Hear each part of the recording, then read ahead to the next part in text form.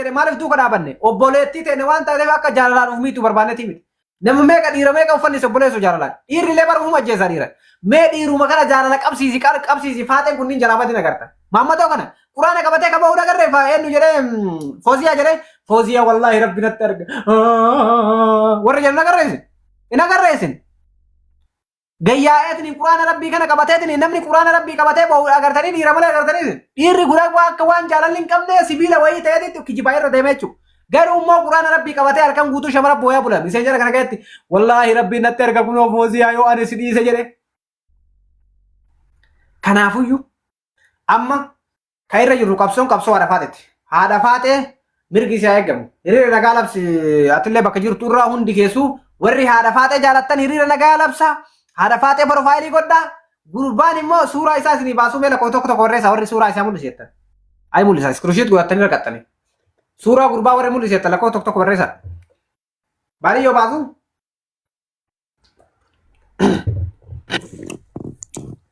Suuraa mucaa mul'ifnu. Waa isii mul'ifnu. No. Hayyama isii ala hin ta'u. Yaa saniif hin dhiise. Ya suuraa mucaa mul'isu ijoolleen itti dultii beektaa? Amma hin ta'u. Uummanni mul'isi jira garuu immoo haadha faatee isin ala eeyyama isiisin ala mul'isuu waan hin barbaanneef malee wallaahi billaahi suuraa isiin qaban. Suuraa isaa tokko lama miti ani miliyoonaan qaba. Garuu immoo isii malee mul'isuu waan hin barbaanneef isinii mul'isee sana boodatti irra dhiyaatan. Gaafa amma isiin gabbaatatanii suuraa gadi naqxeetiniin waa hunda icciitii suurallee isinii maxxanseette gaafa isiin maxxansitee jette san boodaan qabsoo duuban eegaltan. Salaam aleikum jedhee gurbaan deengadda wannoo jedhe. Eenyu sira Muhammad akka Muhammad jedhe sani mul'isi warra jedhu baay'aa taante. Taaptaabii kana sirri godhaa hundi keessan taaptaabii godhaa. Laala amma mee warra irra jirtan kunillee dubbata daqiiqa takka. Dubbata hundi keessan profaayilii godhaa hundi aboo profaayilii godhaa harkirra caalu profaayilii godhanne maal uummanni akkanaa yaaki profaayilii godhadhaa garraatiitti profaayilii godhanne harkirra caalu profaayilii keessan argaan jirru profaayilii godhaa isin jenne hundi kee profaayilii godhu profaayilii irratti yaasaa hundi keessan warri gartee as jala jirtu namni 2,100 kuni profaayilii haadha faatee malee waan biraa jaalalkuun barbaadu. Amma waan qabsoo keessa jirru fansaa kanatti nama profaayilii haadha faatee irratti nagarre ijumaan arguun barbaadu ija kiyya duratti. Bilookiidhaan argina godha jechuudha. Warri muteetanaa bilooka warra jala taa'ee biiduun faayidaa irratti osoo profaayilii sii kaane kolfu. Yalla. Irra yaasa hundi keessan profaayilii irratti. Akkas abboo profaayilii sii qofa dachii kana balleessi shamarri Oromoo kun balleeffadha. Abboo dhiira Oromoo dhiisi kositti haarani. Dhiirri Oromoo faayidaa takka qabu dhiisi. Shamarri qofti yoo qabsoo itan haadha faatee duukatti dhiirri barbaadanii injifatu. Amanaa kana.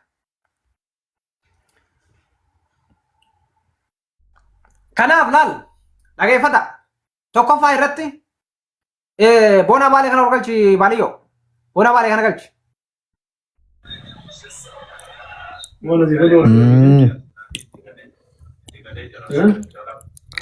Mee boona baalee mee lakkoofsa tokko barreessi. Profaayilii isaa irra kaadhaa hundi keessan baaliyyoo illee wayita irraa qabu irra kaata baaliyyoo wayita irraa qabu irra kaata rakkoon qabu. Gabboo irra kaata. Wayita irraa qabu alaaxuun irra kaata. Mee boona baalee mee dire. Ilili darbi boona baalee ilili darbi warqee jalatti. Hundi keessan profaayilii irra kaadhaa.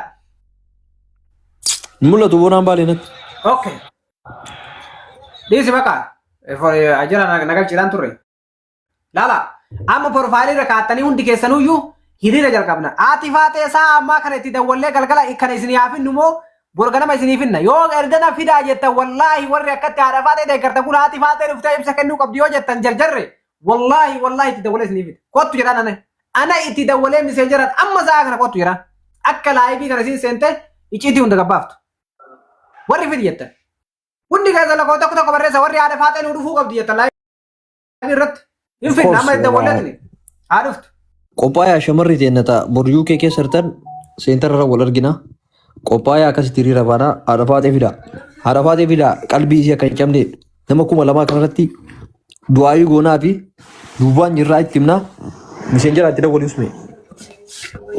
usmee fidi haadha faatee Akas. Gammachuu isii kan arguu qabdu. Kallattii mara isii amanattuuf no ayin finnu dhageeffadhu. Kallattii Lagi maaliif guyyaa mana dabbaa seentee haasaa jirtu? Maal? Eenyu mana eenyu? Mana dabbaal. Yoo. Fidi adda mana dabbaal teetee haasaa jirtu fidi haasaa dhuftu. Ina agarree angasti nama mana dabbaal hin bara waggaa meeqa biroo kiyane barraa. Baga achi jirti achi jirti. Bara qaata biroo kiyane irra. Achi jirti fidi. Fidi haa dhuftu itti dawwalaa. Sheer itti godhaa. Isii miti yaa jira wallahi isii miti no bakka takka ndai nebo bakka bar mujattin keessanii wadda walti baali yoo barda inda walle feeti messenger sirra qabdu bar yoo tu da walti baay'ee haasa'uu hin dandeettu bar hay mujattin bar jinka hamaa keessa jirti bar boleso inaaso ituu sin jira bar anaayyuu bilbila reedii itti naa keessan ana reedii wanna dubbisiise reedii na dubbisiise guyyaa tokko moo abdii muktaare itti dawwalee yoo itti geessan jarri akkasitti itti geessan malee nama silkiyyuu kaasee namarraa haasa'uu miti bakka saa dheeraa sitti haasa'uu hin dandeettu nama hedduu miidhame boleso ay ada fate tu sila nama agas jaba sana kan akan ticabetteni bar ani bar duguman garana nyatte ram woita kana dubba dukana namni waan ani garte ni saidi kijiba qabatu setani men hati fate duguman garana nyatte ra dubba nema ada fate jajjaba ga igara ga usan ka boratan oso itti qajele wanni barbade jiisun dandene sana kanatti jaalalli kun jiisun wallahi duguman jaalalli kun bada jaalalli saaru ko caala ka jedhan suni jaalalli duguman warana caala ka jedhan sun dugaara namni haadha faatee injil biifate jedhee yaade maaltu jira bo ramza ol deebisii baaliyyoo ramza deebis ramza keessa jiru keessa jira ramza keessa jirta kalama sadii afur ramza akkasii buusee osii deebisu qooy gabbuusee ol deebisa ayye inoo ama gabbuuse laal dhageeffadha jaalalli kun kanama jilbiifachiise jedhanan haadha faatee irraa fakkeenya fudhe namni akka mataa kiyyaa ramza erga dhume aboo saaruni kanama ciibsuu hin dandeenye haadha faatee jaalala ciibseera po takka haati faatee guyyaa meeqa dhukkubsataa turte isin miidiyaa kanarraa wayi beeytanii isin dhuftee asumarra haasofiteetti uumaan baati garuu dhukkuba keera keessuti si galee takka harka kennattee hin beeytu takka boottee hin beeytu takka garuu jaalalli haadha faatee boochise jechuudha jaalalli haadha faatee jilbiifachise jechuudha jaalalli haadha faatee wallaalchise jechuudha jaalalli haadha faatee mana yaalaa geesse jechuudha si galee kanaafuu maammadoon keenya dhageeffadha tokkoffaa irratti yaa bada dhamaa yaa bada hoolaa maqaan isii wajjin nu bade shamara takka jaalachuun barbaaddu isii san bultiif hin barbaaddu gatuu barbaadda obboleesso itti taphattee gatuu barbaadda itti taphatteen gatiin obboleettiteeti sin jaaladhu jedhin irraa gore walum kijibaan alaqlaaqii itti gadi kijibee tarsa'ee gaafa waan barbaade argateetiin fixate san ka'ee biraa badee jechuudha. Inni jira akkatti wanta jira. Aboon manni guutuun dukkana baaliyyoo fi waan ofii qofaa irratti argaa jiran warra balkaaba. Baaliyyoo si mana riippoorti godhaa jiranii mee koppiliingi godhaa hundi keessa manni riippoorti taa'aa jiran fakkaata. Koppiliingi godhaa gaayis koppiliingi riippoorti sirra godhaa jira. Mee qoo iskuriishiiti godhaa. Marti keessan koppiliingi godhaa. Tokkokiin na darbuu deemu wallaahi na darbuu deemu hundi keessan koppiliingi godhaa hundi keessan abbaa abdallee galchi. Deemnee sana shaba kaasatti irra naannaa isaa ture. Abbaa abdallaa ililii darbe. Ol galchi baaliyyoo. Ililii darbe abbaa abdallaa. Laal. Hundi keessa koppiliingi godhaa warra jala jirtan mee warri koppiliingi godhaa gaayis sila maal ta'e koppiliingi nama kuma lamaan jirtan yoo gide. Nama kuma lamaan jirtan yoo gide takka gootan kuma shan ta'a bakka takkatti kuma shan galchaa. Kuma afur gijee lama yoo gootan kuma saddeet ta'a koppiliingi godhaa marti keessan bakka sheerii san jiru. Kun takkatti qaqqabeetu yoo koppiliingi godhe kuma kudhan galcha wallaahi. Kuma kudhan.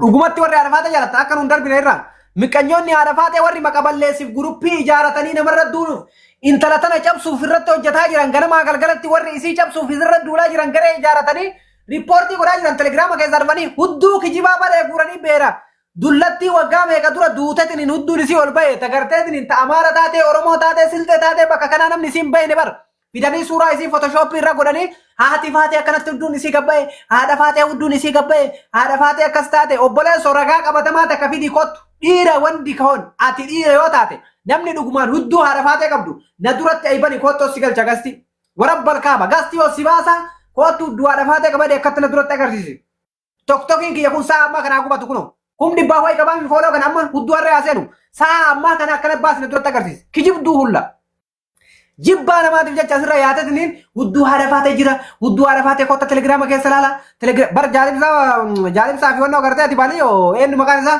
ibsa munnee kan isin bira jiraame eeboo namichi san mataa dhaadamni isin dhiyaatu. Na bira hin jiru obbo Neezerlaandi jira. Isin bira jiraatan. Neezerlaandi ijoolleen Neezerlaandi keessa jirtan namitti qacaacasan wannoo Neezerlaandi sana gartee dildira Neezerlaandi ka bishaan wayitii makiina irra dhufu ayyoo ka'ee gabboo sana achi irratti gaddabarsaa achi irraa taru. Duraanuu lafa jala jirte achumaan taakkuu jala gad dhiittane of jalatti. Maali wanni akkas goggoyduu jibbaa namaa qabdu takka argeen beeku obboleessoon. Miqqanyaa kijibdu warra balkaaba. Wanni inni telegiraama kana keessatti ayyaachi dalagu osoo rabbiin isa agarsiise. Kijiba bara obboleessoo warra hudduu namaatiin feemasuu barate hudduu haadha faatee waan hin jirreef haadha faatee irratti gonkumallee isin hin dhiifnu. Kana amanaa fudhaa. Haadha faatee irratti mooraan allee hin qabdan baaraan allee hin qabdan. Abadan. Haati faatee dhugaa wajjin dhaabatti nu bakka dhugaa dhaabanne yeroo kamuu haati faatee osoo dogongora guddaa dalayte osoo dogongora badii dalayte obboleettii teeti osoo haati faatee huddummaa isiisuu ni qophaa'e barra haasa'uu hin qabdu barsilaati. Hudduu keessan gadalatti irraa kamii taasifte obboleessoo. Hudduu namaa irraa kamii haasaa ooltu. Haati faatee hudduu agarsiisu mitiiti osoo isiin inshaalla. Holqa soofuu warfakkeessitee karaa kaayiroo karra teetteetiin hin gartee warri kaayiroo kun guutuu akka televizoona tapha kawaasii arsinaalii fi wannoo laalanitti laaltanii itti ibsanii takka taate televizoona keessa gabbaatanii irraa dubbachuu hin qabdan. Obboleettii teessa waan ta'eef si galee kanaafuu ammallee yaanni keessan kara kufee jira dhugaan haadha faateen baate hundi keessa warri har'a kolfitan kun warri har'a kooman